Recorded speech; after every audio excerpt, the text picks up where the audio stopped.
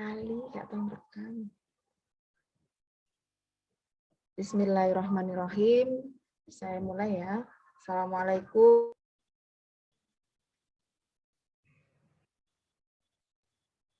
Wah, belum apa-apa kok saya sudah terlempar barusan. Oke, saya mulai. Bismillahirrahmanirrahim.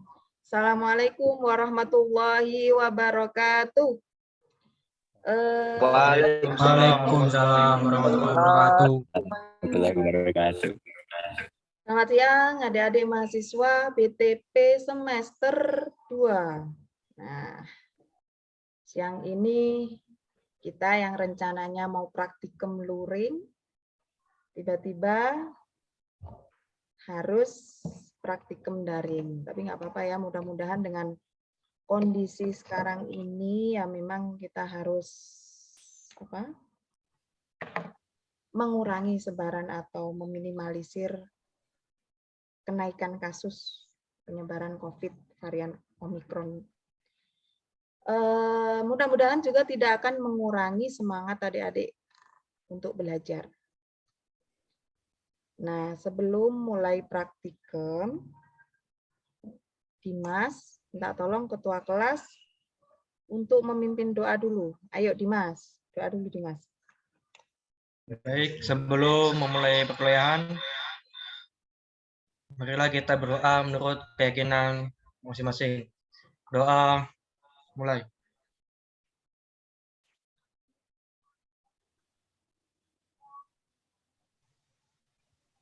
Doa selesai. Baik, terima kasih Dimas. Golongan A ini ya, golongan A ada 31 mahasiswa. Nah, yang pertama, ini mungkin nanti tugas dari Dimas yaitu membuat kelompok dulu ya. Membuat kelompok 31. Kira-kira ada 5 kelompok ya Dimas. 5 kelompok.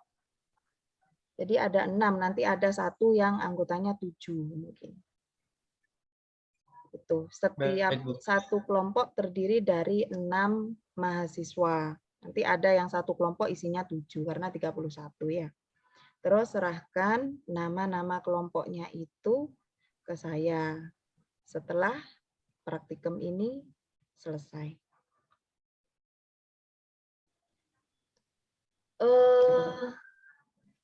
Sudah dibaca BKPM yang saya share kemarin?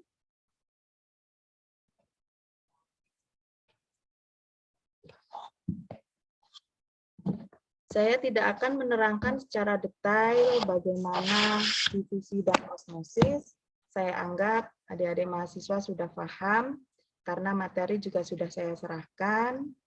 Nah, kita siang ini akan lebih mohon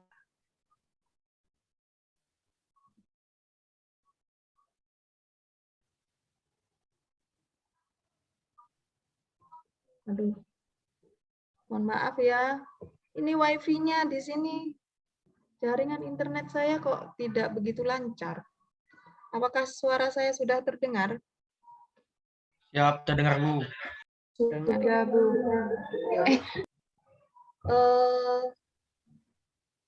Kita akan praktikum tentang difusi dan osmosis. Nah, di awal sudah saya share materinya. Saya harap adik-adik juga sudah membaca. Dan di sini, pada siang hari ini kita akan lebih banyak praktek. Kita akan lebih banyak mengasah daya kritis dari adik-adik mahasiswa mengenai percobaan-percobaan yang akan kita lakukan. Tapi sebelum itu kita pemanasan dulu ya. Pemanasan. Difusi. Ada beberapa istilah-istilah yang akan saya lontarkan ke adik-adik mahasiswa. Kalau ada yang bisa menjawab, silahkan langsung raise hand. Ingat ya, keaktifan juga di sini dinilai. Difusi. Apa itu difusi? Sering banget kita dengar. Kalau dari IPA jurusannya, Pasti dia tidak asing lagi dengan kata difusi. Ada yang tahu difusi?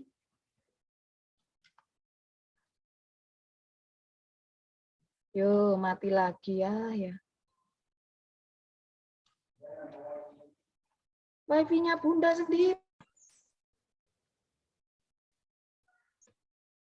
Ya Allah, maaf internetnya keluar masuk terus. Nah, ini siapa duluan tadi ya? Ada Dimas, ada Puji, ada Devia.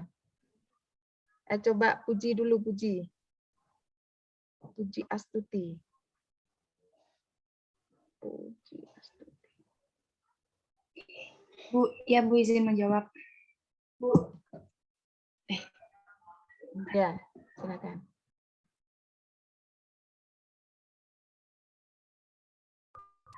Perpindahan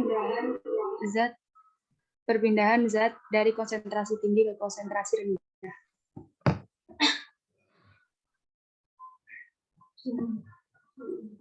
Oke.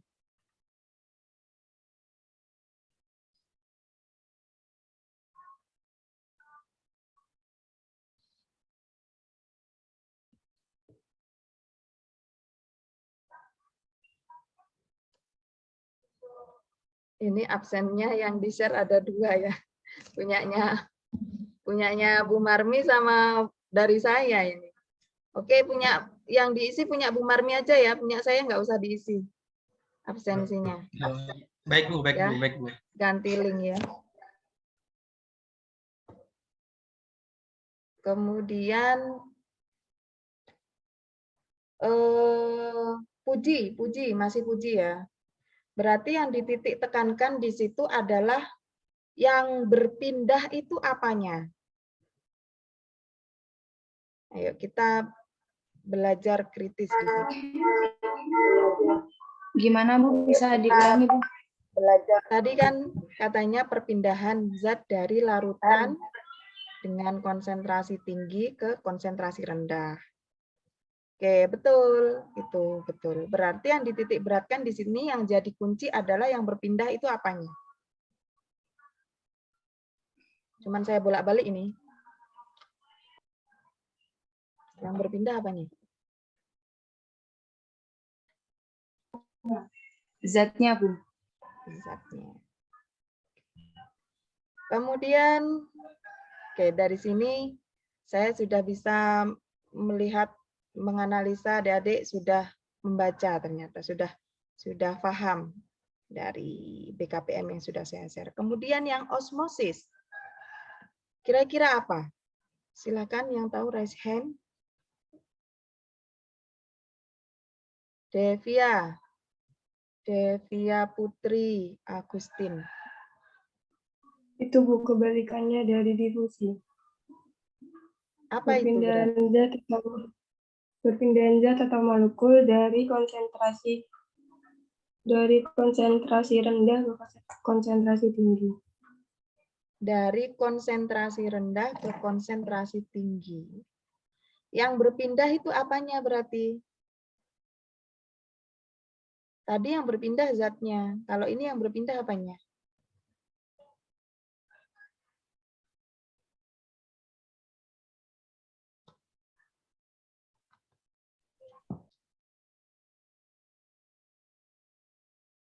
Ada yang tahu yang berpindah apanya?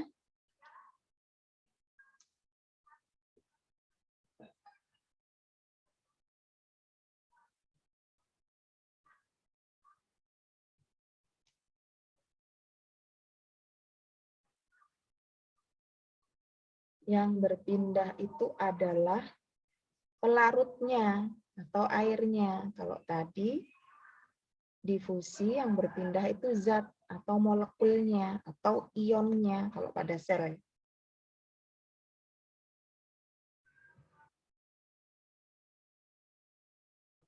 Gimana ini mati-mati terus punya saya? Sebentar, saya ganti jaringan dulu. Baik Bu. Aduh. Ya, ini ya.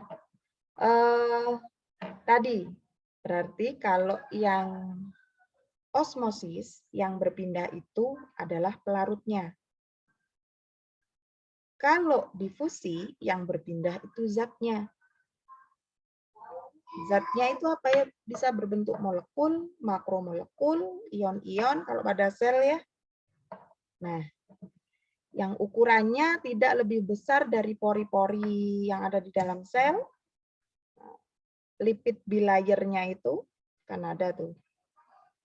Nah, lapisan sel itu kan semi permeable. Ya, bersifat spesifik pada zat-zat tertentu. Sehingga dia bisa memasukkan ion ataupun mengeluarkan ion, molekul, dan makromolekul.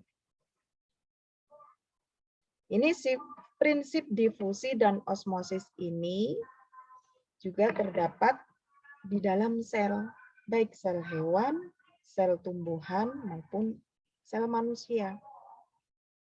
Dua prinsip ini selalu beriringan. Kemudian ada istilah lagi hipertonik, hipotonik, dan isotonik. Nah, ini juga sering berkaitan dengan peristiwa difusi dan osmosis. Apa itu hipertonik? Ada yang tahu?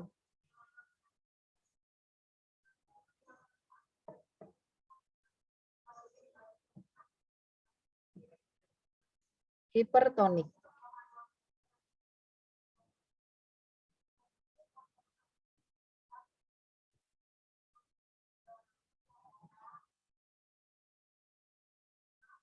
Ada dua kata di sini, ada hiper, ada tonik.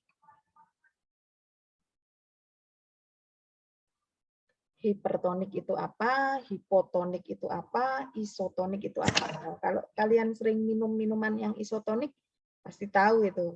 Isotonik itu apa.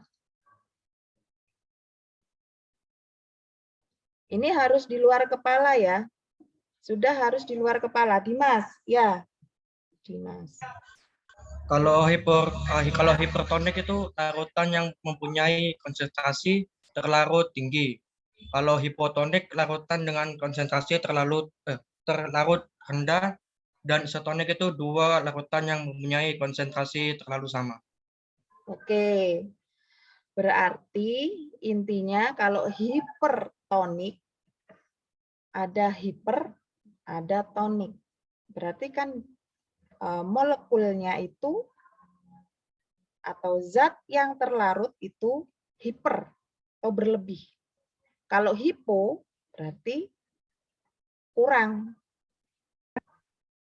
Kalau iso berarti dia seimbang. Gitu. Pemahamannya seperti itu. Jadi tidak menghafal kalian ya, jangan menghafal supaya ini pemahamannya permanen. Tidak lupa.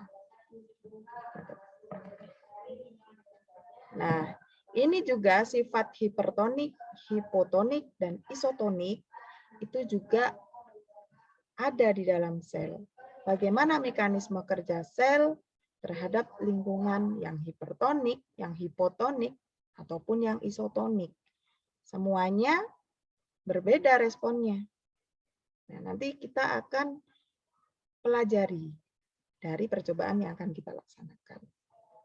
Dari sini paham ya, difusi. Kalau difusi itu berarti dia perpindahan zat dari larutan yang mempunyai konsentrasi tinggi atau hipertonik ke konsentrasi rendah atau hipotonik.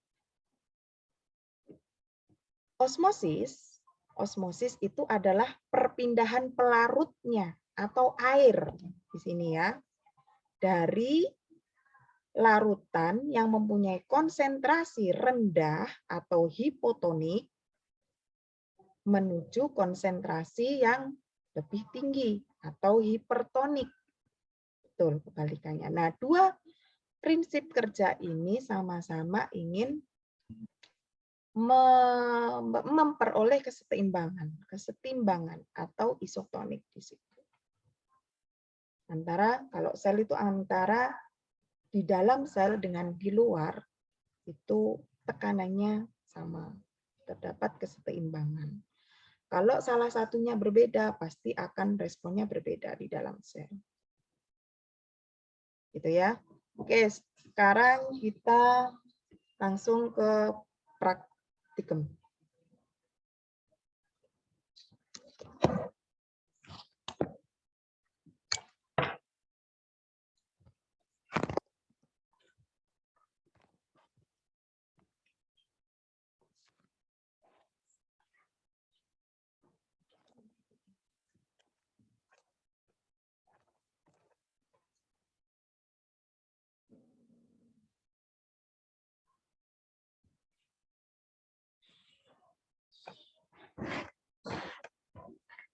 Bisa kelihatan nggak ya?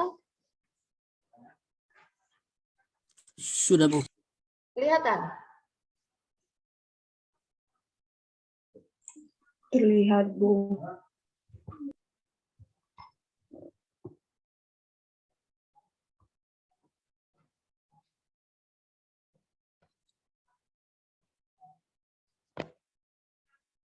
Jelas, Rek? Kalau nggak jelas, bilang ya.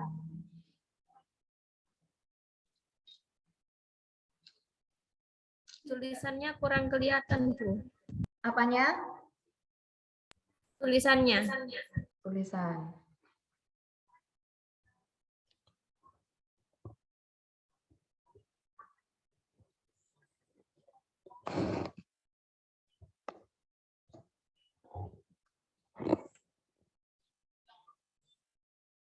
Nggak kelihatan malahan.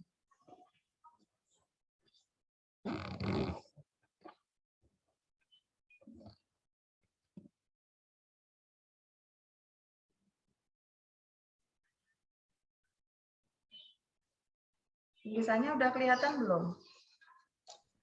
Belum, Bu.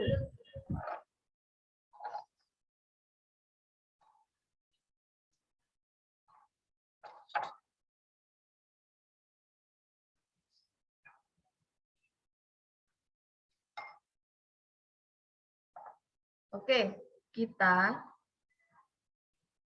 yang ini adalah 0%, 0 konsentrasinya. Yang gelas sebelah sini, ini adalah 25% konsentrasinya. Yang paling sini, ini 50% konsentrasinya. Kita yang pertama, yang akan kita cobakan adalah osmosis. Percobaan osmosis. Yang saya siapkan ini ada kentang, ya. Ada kentang, kalian bisa pakai kentang ataupun ubi yang lainnya.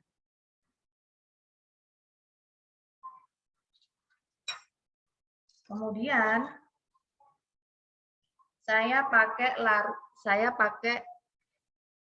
air atau aquades di sini sejumlah 100 ml.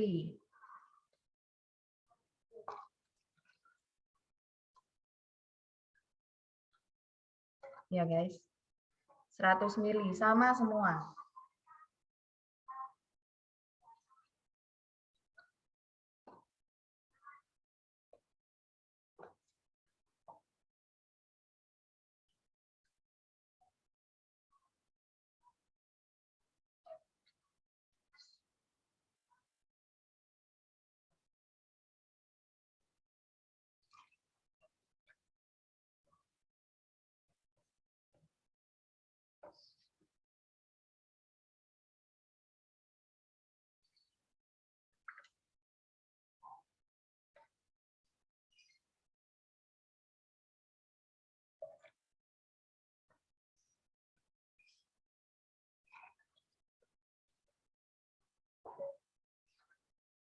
Oke, nanti kalian di rumah juga setiap kelompok membuat praktikum seperti ini juga. menggunakan beberapa konsentrasi. Kalau saya di sini menggunakan konsentrasi 0%, saya pakai terlarutnya, zat yang terlarutnya ini adalah garam. Saya pakai garam. Ada 25% dan ada yang 50%. Nanti kalian per kelompok bebas, bisa pakai konsentrasi yang lebih kecil, misalkan intervalnya ini 0, ini 10, 20, 30, 40, 50 misalkan. Lebih banyak level jumlah perlakuannya lebih banyak.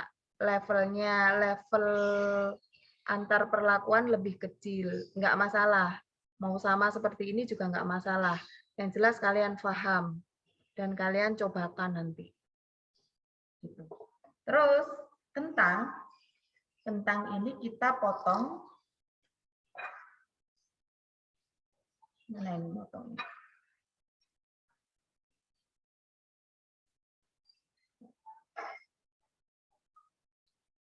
Kita potong kentangnya.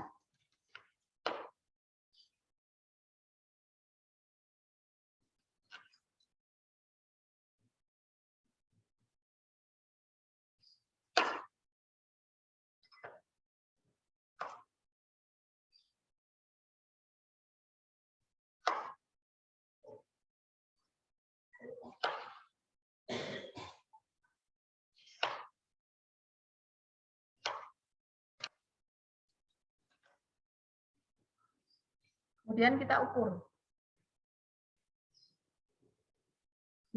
ukur. Panjangnya kurang lebih 5 cm. Ya. Panjang tiap potongan kurang lebih 5 cm.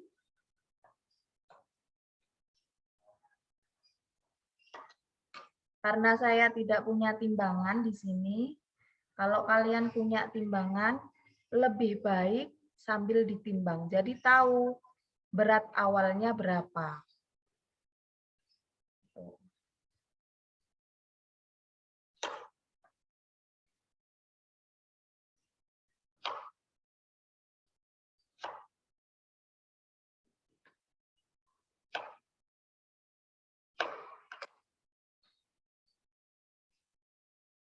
Oke, ya.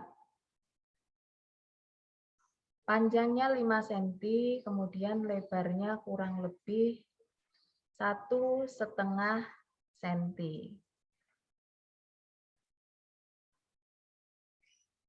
Itu. Panjang 5 cm.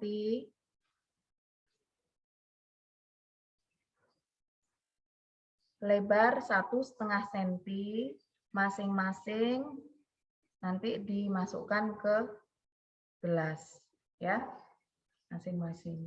Nah, kita buat larutannya dulu.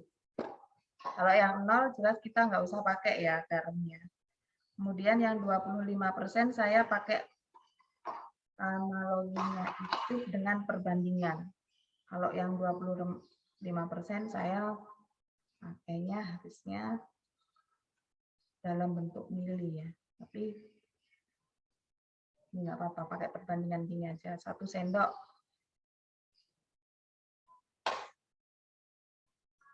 1 sendok gula, 1 sendok garam.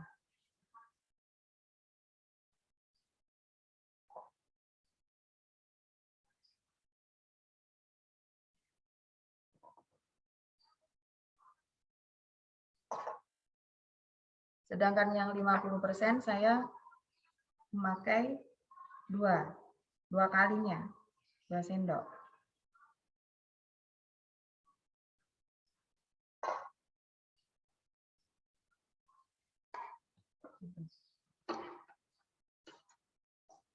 Kalau kalian di rumah atau di kosan nggak ada garam, bisa pakai gula, nggak masalah.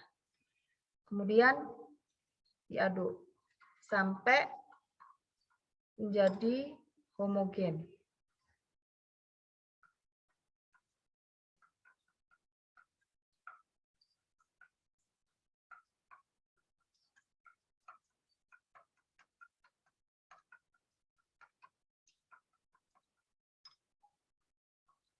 Setelah homogen, baru kita masukkan potongan kentang tadi secara bersamaan dan di timer selama 30 menit.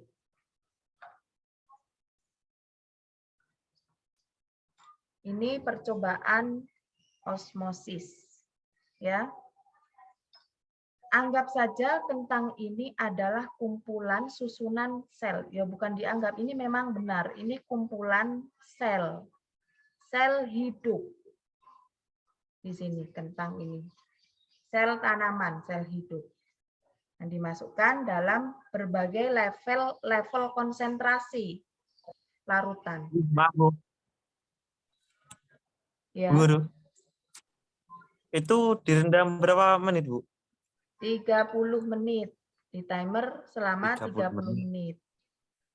Ya. Iya. Kemudian, Iya, Bu. Makasih. sel apa yang terjadi di dalam sel kentang ini, nanti kalian observasi setelah 30 menit. Ini harus kalian coba biar tahu. Diobservasi dari sisi warna kentang. Observasi juga dari sisi ukurannya. Teksturnya bagaimana. Ya. Beratnya. Ada terjadi penambahan berat atau justru berkurang. Nah, itu bisa dilihat dari hasil percobaannya nanti. Dibahas, kemudian disimpulkan. Ini yang percobaan osmosis. Sampai di sini paham ya? Apa yang harus dilakukan di percobaan osmosis?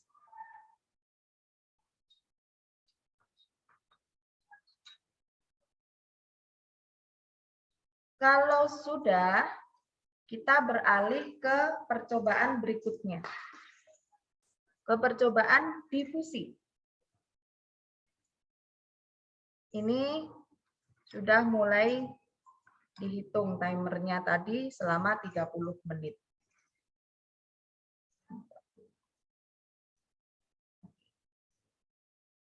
Saya pindahkan sebelah sini ya.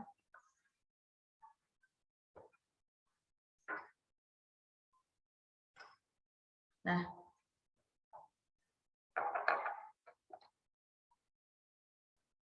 kemudian berikutnya, ini adalah percobaan difusi. Saya pakai, karena punyanya betadin, saya pakai betadin. Kalian bisa pakai sirup, bisa. Atau yang lain bisa. Terus ini saya pakai gula batu sebagai pengganti CuSO4 ya. Kalau kita praktikum biasanya pakai CuSO4, kemudian juga ada pakai methyl blue. Nah, karena saya nggak punya methyl blue, saya nggak punya CuSO4, adanya bahan ini, saya pakai ini. Nggak apa-apa, pada prinsipnya sama saja.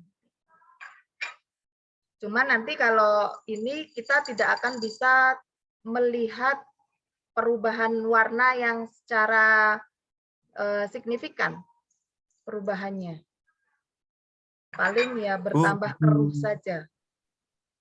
Bu, izin bertanya, Bu. Ya. Kalau pakai gula pasir, enggak apa-apa. Pakai gula pasir enggak apa-apa. Enggak apa-apa, Bu ya. Enggak apa-apa. Yang jelas, yang satu cair, yang satu padat. Padat. Ya. Sama kita pakai 100 ml.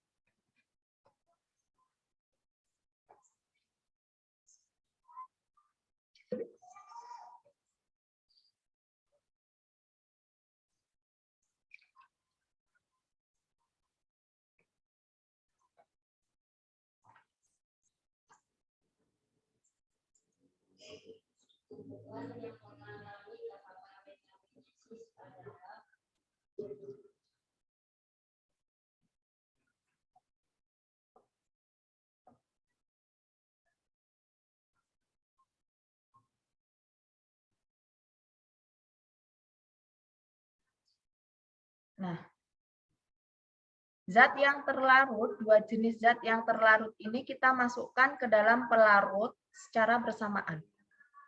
Ya. 1, 2, 3. Ini saya pakai 4 tetes saja. Nah, apa yang terjadi?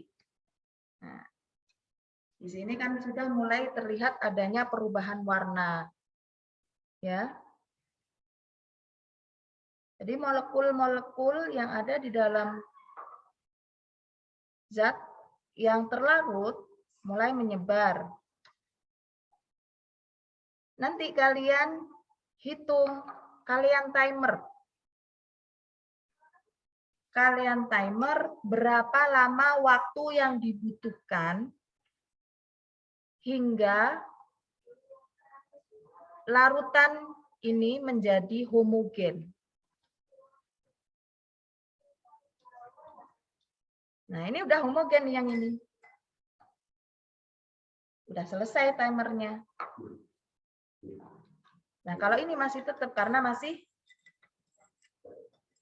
belum homogen, sampai homogen butuh berapa lama waktunya? Kalian catat di sini.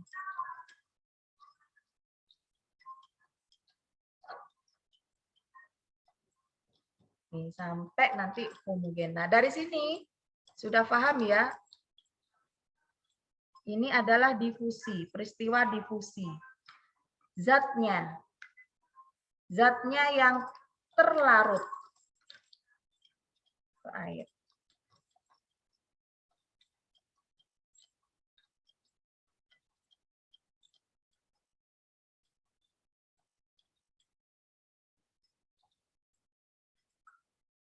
Kalian nanti saya tambahkan tugasnya untuk yang difusi, ya, untuk yang difusi, ini kan saya pakai air biasa.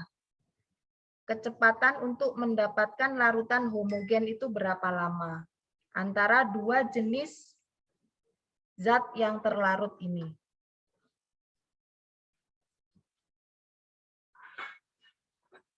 Antara dua jenis zat yang terlarut. Kemudian, kalian yang kedua pakai air panas. Berapa lama waktu yang dibutuhkan untuk zat yang terlarut ini bisa larut? Benar-benar homogen, menjadi larutan yang homogen. Ya, nggak harus pakai betadin, nggak harus pakai gula pasir, gula batu, bisa gula pasir, bisa gula merah, kan bentuknya juga padat. Ya.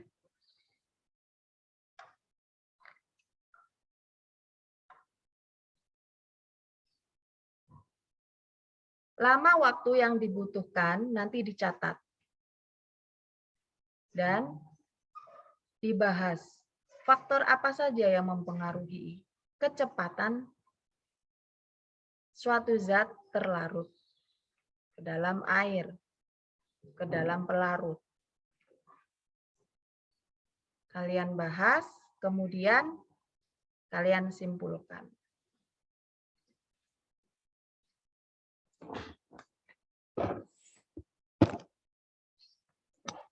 Oke, dari sini paham? Cukup sederhana. Praktikum kita tidak butuh bahan-bahan yang spesifik. Kalau di lab kita biasanya pakai methyl blue yang warna biru, itu indikator untuk warnanya biru, jadi mudah terlihat adanya perubahan warna. Jadi kalau ini kan tipis, perubahannya itu sangat tipis sekali.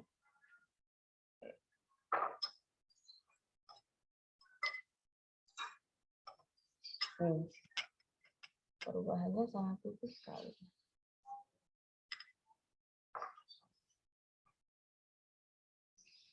Terus setiap kelompok laporannya tidak dalam bentuk laporan tertulis.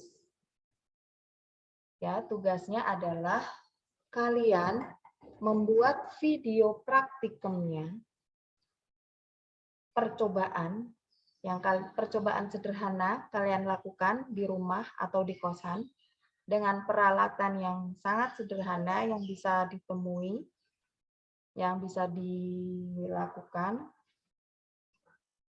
Kemudian dibuat videonya. Bahas secara singkat, kemudian simpulkan. Maksimal video berdurasi 5 menit.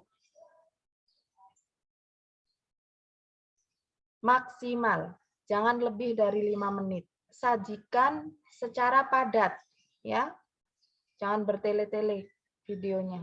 Sajikan potongan-potongan praktikum yang bercerita secara menyeluruh kegiatan praktikum yang kalian laksanakan. Kemudian dibahas sedetail mungkin dengan kelompoknya. Kalian diskusikan dulu apa yang perlu dibahas dari hasil percobaan yang sudah dilakukan. Kaitkan juga dengan difusi dan osmosis yang terjadi di dalam sel tumbuhan. Kaitkan prinsip-prinsip itu. Kemudian kesimpulan. Sudah, itu saja. Oke, dari sini ada yang ditanyakan? Iya, Bu. Izin bertanya untuk batas pengumpulannya. Batas pengumpulannya adalah Senin jam 13. Minggu depan. Iya, siap, Bu. Berarti kan ada waktu Sabtu Minggu, itu kalian bisa weekend sambil belajar. Itu ya, nanti video akan saya upload ke YouTube supaya nanti golongan B ikut juga menyaksikan kegiatan praktikum pada siang hari ini. Ada lagi pertanyaan? Oh iya, Bu. Itu dikumpulkan satu file draft apa sendiri-sendiri nanti? Nanti dari Bu Marmi akan share link Google Drive. Kalian bisa masukkan di situ. Ya Bu Marmi ya, sudah nanti dibuatkan ya Bu. Ya Bu, nanti saya buatkan. Linknya saja yang dikumpulkan Bu. Ya, gitu ya. Linknya saja yang dikumpulkan. Kalian bisa upload di YouTube. Saya cek bersama dengan tim. Oh ya, untuk ketua saya tunggu nanti ya nama-nama kelompoknya dari golongan A dan golongan B. Dan ini berlaku Baik, Bu. seterusnya. Gitu ya. Iya, Bu. Siap. Nah, setelah 30 menit, ini umpamanya. Ini ibaratnya yang osmosis tadi, kentangnya yang direndam di dalam larutan garam setelah 30 menit, kalian tiriskan. Yang setiap konsentrasi tadi ditiriskan, yang 50% ditiriskan. Ditiriskan di tisu, kemudian timbang. Terus ditimbang ya.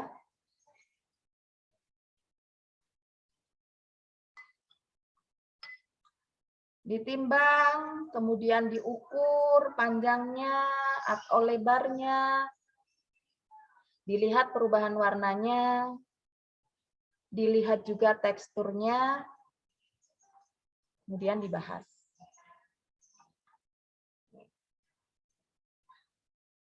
Nih, anggap saja ini sudah 30 menit. Masing-masing 30 menit. Nah, kalian tiriskan seperti ini nanti.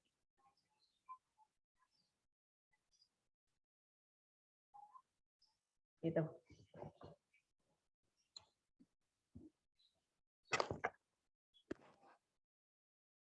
Oke, kalau tidak ada pertanyaan, saya rasa cukup untuk praktikum kita di acara difusi dan osmosis. Mudah-mudahan praktikum pada siang hari ini bermanfaat untuk adik-adik mahasiswa dan jaga kesehatan ya, karena kondisi seperti ini harus selalu jaga kesehatan. Saya akhiri pertemuan pada siang hari ini. Wabillahi taufik wal hidayah. Wassalamualaikum warahmatullahi wabarakatuh. Jangan lupa absennya. Waalaikumsalam warahmatullahi wabarakatuh. Terima kasih, Bu.